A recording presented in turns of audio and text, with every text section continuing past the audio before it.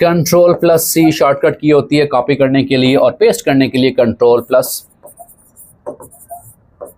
We है, और print करने के लिए कंट्रोल प्लस पी है। Control plus P that is के किसी डॉक्यूमेंट को जब आप प्रिंट करने के हवाले से देखते हैं जी। हाइपरलिंक शॉर्टकट की वो कौन सी है?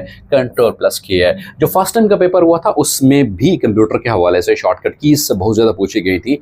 तो आजकल के मिशन के इम्तिहान में जो शॉर्टकट कीज हैं वो बार बार रिपीट हो रही हैं। तो अगर प्रीवियस पेपर में जो भी जो आंसर की जो यहाँ पे शॉर्टकट कीज इस्तेमाल हुई हैं अगर वो आप प्रिपेयर कर लो तो ये भी आपके लिए ज़्यादा बेटर है।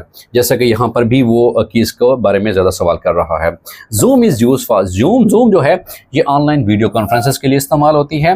Popular cloud storage that is the Dropbox popular cloud storage है। Most commonly use search engine वो कौन सा है? आजकल जो इस्तेमाल हो रहा है most commonly that is Google को ज़्यादा इस्तेमाल किया जा रहा है मोस्टली, जो एक सर्च इंजन है। अगला सवाल हमारे पास है antonym of wrath is, wrath का मतलब होता है कि गुस्सा शोर करना, उसका मतलब क्या है? कॉमनेस, खामोशी इख्तियार करना। Antonym of facsimiles that is original, unreal से हट के जी। उसके बाद एंटोनिम ऑफ फिकल का मतलब क्या होता है? Street fast. उसके बाद है कि पुट समथिंग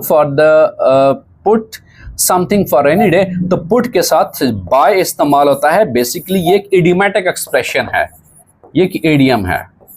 पुट बाय इसका मतलब है कि किसी बारिश के दिन के हवाले से मुश्किल वक्त के लिए कुछ ना कुछ चीज़ बचा के रखो। जैसा हम इस्तेमाल करते हैं कि टू फेस द म्यूजिक, तनकीद का सामना करना अपना। और पुल अप सॉक्स इसका मतलब है टू गेट रेडी।